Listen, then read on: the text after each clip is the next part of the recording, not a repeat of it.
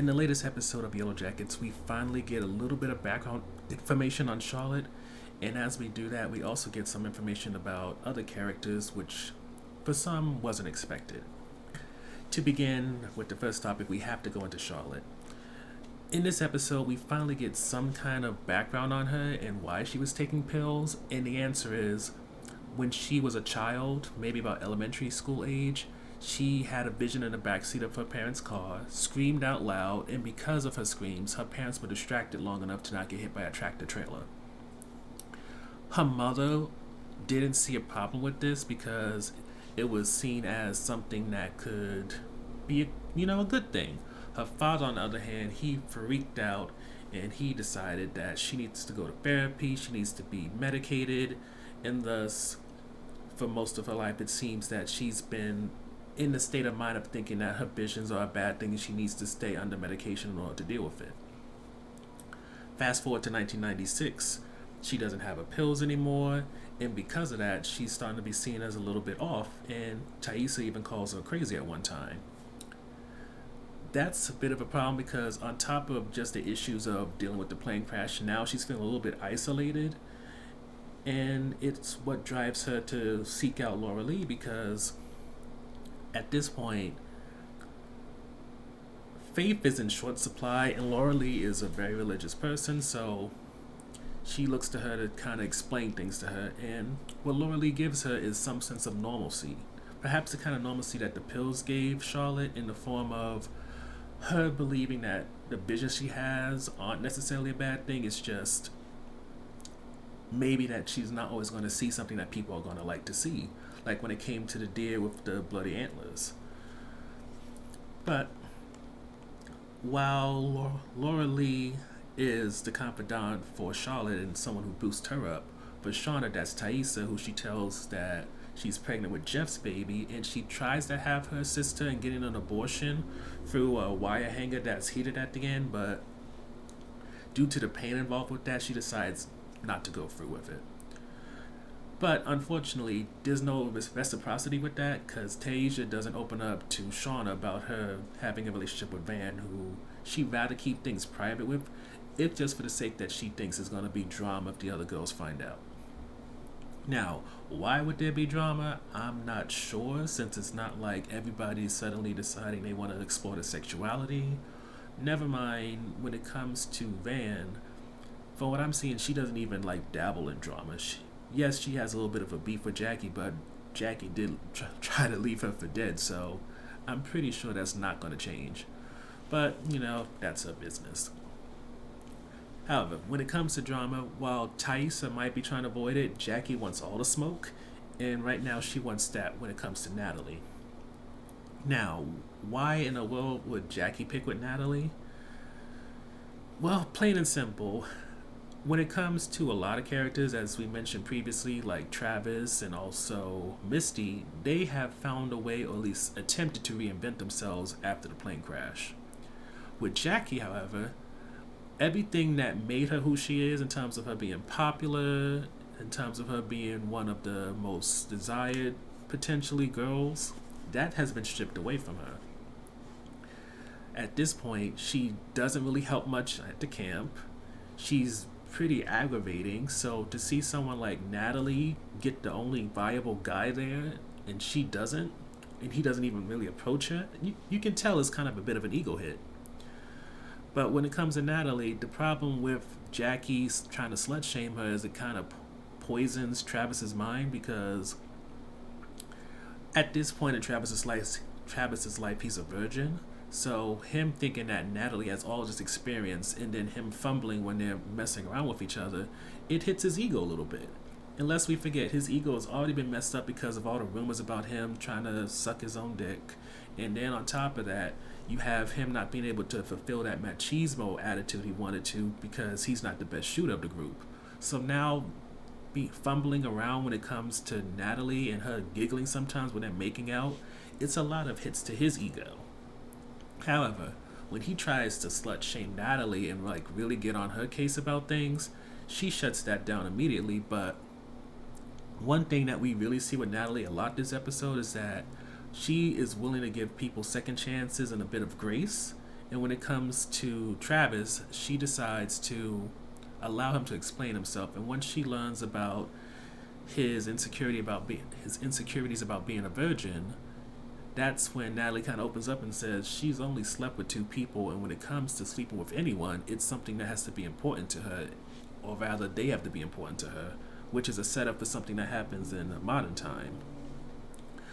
But when it comes to her and Travis, it does seem that it does seem that she was likely his first, and because Ben doesn't want any babies around, though he doesn't know about Shauna's situation right now, he makes sure to give the condoms that he was going to probably use when they were supposed to be in Seattle just for a week. The next topic deals with the relationships between Shauna and Jeff, as well as Natalie and Kevin. To begin, for reasons I don't fully understand, though it could be because Shauna was Jackie's best friend, it seems that Jackie's parents, for who knows how many years at this point, have invited Shauna and Jeff to come to their home and celebrate Jackie's birthday. This is not something that either Shauna or Jeff necessarily like doing, but they feel obligated, probably out of guilt. But this year it seems like they're gonna find reasons to make sure that they're never invited again. Technically it starts with Jackie's parents, but Shauna decides to use the opportunity to start making it clear that as much as they don't mind coming over, this, anniversary thing that they keep doing is not something that needs to continue.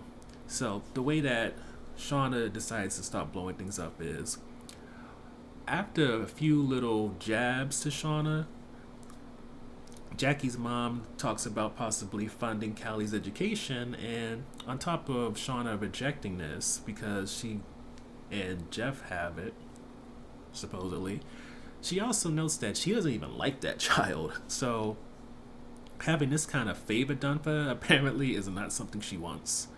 But Jeff has to jump in later on because you can see when it comes to Jackie's parents, they really probably inflated that child's ego, and they're still doing that even after she's dead.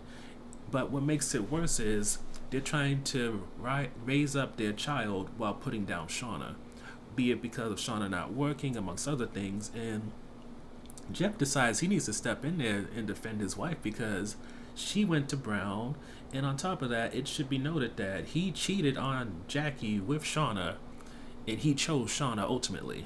Now, again, there's still the need to question whether or not Jackie made it back, because there is a picture of Jackie in the scene, possibly without her hand or part of her arm, so there is a chance she might have survived but later died for whatever reason. All we know is that she didn't make it to, I think, her 40th or 30th birthday. But getting back on track, Jeff makes it clear that he cheated on Jackie with Shauna, that he chose her, but what probably really might make it so that Shauna doesn't want to come back, much less try to reconcile with Jackie's parents, is that Jackie appears up in her room when Shauna's just going through her things, reminiscing a little bit, and Jackie is coming off like a vengeful spirit. Now, because there are ghosts and spirits in this show, it could actually be Jackie's spirit. It's hard to say, but most likely it's just Shauna's guilt. But again, we have a lot of things when it comes to spirits and the occult stuff that are not really answered at this point, so it could go either way. All we know for sure is that Shauna is definitely, alongside Jeff, not really for what Jackie's parents were trying to do. And while it does bring them together during the moment, and even on the ride home, as soon as Jeff gets back in the house, he's talking about how there's inventory issues, and with him saying that, Shauna knows what's up. And when Adam starts texting her, she's like, you know what? We had ourselves a moment, but apparently that moment has passed. Let's go back to pretty much living in the same house, but otherwise being separate.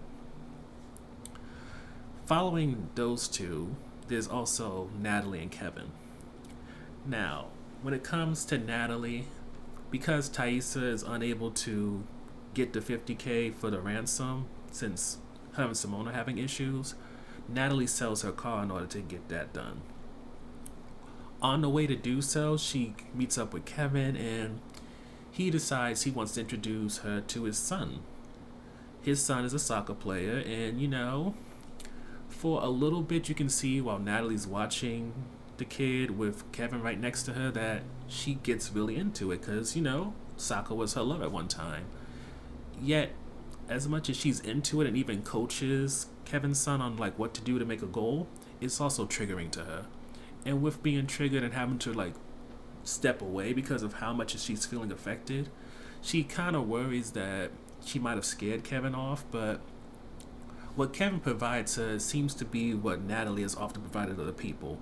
He gives her patience, he gives her a sense of grace, and some type of he seeks to understand her. And with that, not as a reward, but just to like truly be vulnerable and open with him, the two appear to have sex.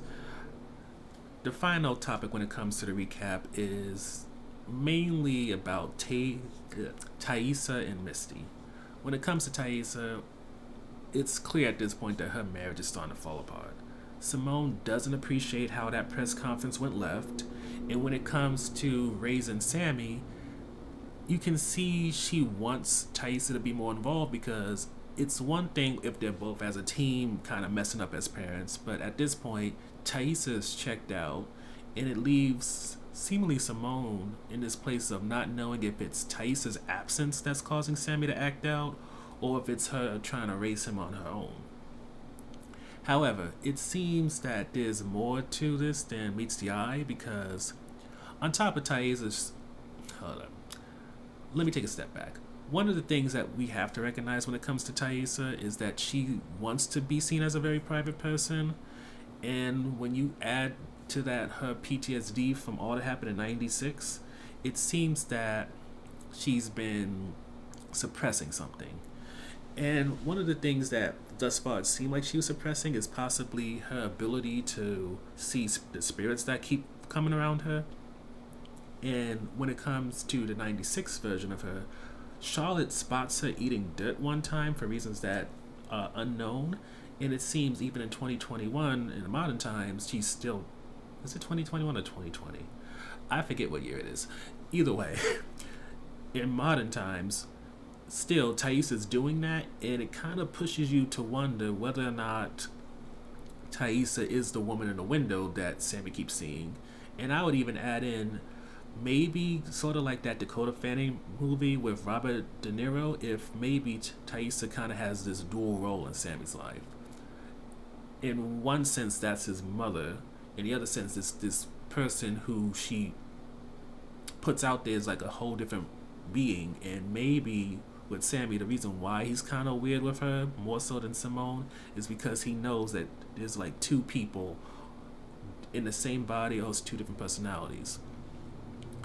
Which could possibly mean that Taissa is possessed in some way, or maybe she has some type of other issue due to all the PTSD. But it's hard to say since when it comes to Taissa, there's more questions and answers, as I think we just said with another character earlier. And on top of that, there's also the issue that we don't really know anything about Sammy or what he sees. Everything is pretty much from what he says to Taissa. So whether or not he does see his mother when he sees this weird looking woman outside the window, it's hard to say. Switching over to Misty, she decides she's going to kidnap Jessica. She has Jessica in her basement after drugging her because she was going to meet up and tell her everything, and now Jessica's just strapped down there, and it's not clear what the long-term plan is. Is she going to see how much Jessica knows? Is she going to possibly, in terms of long-term, maybe find out that Jessica was sent by Taissa and maybe try to expose Taissa to look good in front of Natalie and Shauna? It's hard to say, but a part of me does hope that we get Jessica snitching on Taissa, just because that would boost both Misty and Taissa, who have kind of been on a little bit of a decline for maybe 1 or 2 episodes thus far. So when it comes to the highlights, we actually have 4 for this episode. The first one deals with that awkward brunch between Shauna, Jeff, and Jackie's parents. And the reason we loved that so much is because it really to me established that where Shauna is in life, she's really starting to give no fucks. So whether or not it's dealing with Adam, how she talks to Callie, or else how she talks to Jackie's parents, she's starting to become I wouldn't say the comedic relief, but definitely a comedic character you have to take note of when it comes to this show. And also, I think when it comes to her and Jeff, it kind of establishes that as much as we know Shauna's cheating and assume Jeff is, there is a part of them that still does have some type of love or friendship for each other. It's just with being together so long and possibly by force because of getting pregnant with Callie, neither one seems to want to. I think the best way to put it is that they're both comfortable, but they're not excited or happy, and because of that, they rather secretly cheat on each other and maintain the house they hold and how their finances is, rather than blow everything up without it being known whether or not things will get better in the long run. The second highlight is Charlotte. Yes, we don't get a huge amount of information about Charlotte besides seeing why she was taking medication, but with her starting to pair with Laura Lee, that means a boost for Laura Lee, and also it means that maybe we may get more of her visions when it comes to this show. And with her visions come possibly us understanding when all that occult stuff come in. Because if Charlotte's the one that sees whatever demonic figure or spirit or whatever, that will finally have us deal less with the character, personalities, and development and start to really get into the story that was possibly the hook for a lot of people while watching this. On top of that, I feel that one of the things that might come of this is Charlotte having visions that might snitch on Misty, because right now we don't know what the parameters are for Charlotte's visions. Are they something that only can look into the future, or can she get visions of what happened in the past, or even what's going on in the present, just not within her vicinity? And when it comes to Misty, I feel like somebody has to learn what she did. And I think Charlotte probably found out, and Misty, being the manipulative psycho that she is, she probably set Charlotte up to die. But it's hard to say that's for sure. I can give a bunch of theories on what's happening, but as for actual answers that are facts and not opinions, that's still in short supply. But considering we saw some girl running down and get hung up by her legs and then eaten, the way that girl looks when I revisit it looks so much like Charlotte that it makes more sense for it to be her than it does for it to be Laura Lee, Van, or somebody else. The third highlight was the intensity of Shauna's abortion scene, mainly because even as somebody who watches a lot of graphic TV shows and movies, whether it's domestic or foreign, the intensity of that moment, the uncomfortable vibe it gives you, it's one of those things that really push you to understand how serious of a topic abortion is and why so many people fight for it to be safe and accessible. Because the alternative is, especially if you're somebody who's young and can't take care of a kid or don't have the community that will support you in having a kid, that's the other option. And let's be real, between infections or perhaps Shauna poking someplace that she shouldn't and possibly bleeding out, there's a lot of ways that could have gone wrong. And granted, from what we see, Shauna is either gonna have the kid and maybe give it up. She may have a miscarriage or a whole bunch of other options, but all we know for sure is that the trauma that she was going through, just thinking about going through with it, is not something that's just an isolated thing. But if the United States really does push for having it where it's a state issue, or else at the federal level they try to stop it altogether, this is not going to be something that's just seen on TV, even though at this point it's probably something that's more common than we know. Okay. The next highlight is Natalie between her past and present relationships. Now, in the written review, we go into much more detail, and we're not going to reiterate everything we put in there, but the gist of it is when it comes to Natalie, we get a sense of grace that a lot of characters don't give each other, especially, and also they don't really give themselves. And what we appreciate about this is, with Natalie mostly being about Travis thus far, to the point of obsession and kind of lessening her character in the process, I feel with this episode we got an idea that it's not that she's obsessed with Travis, it's just that she connected with him in such a way that they essentially trauma bonded. And because he's no longer there, it means she doesn't have that connection anymore. And with her being a former addict of multiple things, including alcohol and drugs, it makes life a bit more harder for her. For as much as Taissa did help pay for rehab, she has access to Shauna, and of course Misty is like a little puppy dog who would love the attention. Their own trauma bond makes it so that it's a constant reminder for Natalie of what happened. Kevin, on the other hand, while he's aware something happened out in the woods in '96, he also gives her access to that pathline of what would happen if the plane crash didn't happen. He gives her the kind of grace where, even though she has a bit of a moment at the soccer field, he's not asking why, he's not trying to dig, trying to be her therapist.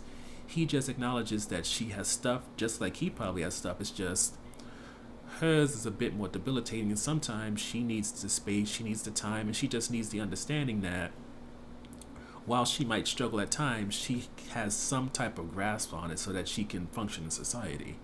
And that's why I think she sleeps with him, is because,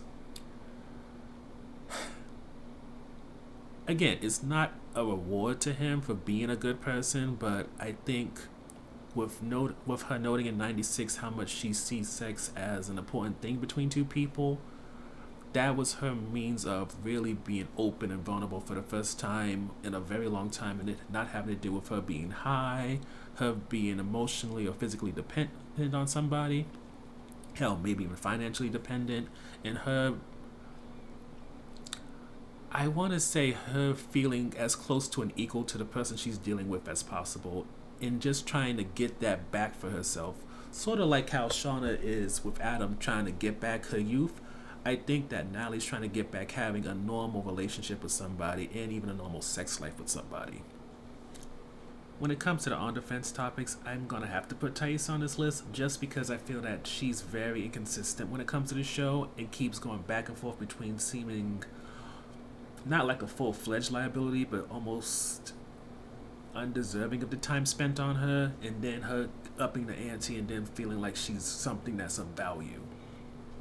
Like if we talk about the 1996 version of her, that version has kept pretty consistent, especially since she's now Shauna's confidant and then the whole van situation. But then when you look at her older counterpart, the same issues that we had in the beginning just keep coming back, where it's like, I need something more out of her. Her political career is kind of dead in the water right now because it feels like they keep stretching out when election day is. And then when it comes to her family dynamic, I don't know about you, but since we don't really get to know who Simone is outside of Taissa's wife, I have no interest on whether their marriage fails or not. And then even when it comes to Sammy, I think the only thing that creates an interest with Sammy is the fact that he might be one of the few people who sees his mother in this weird feral state that she sometimes is in because she's possessed, or maybe she's suppressing the side of her, or whatever it is.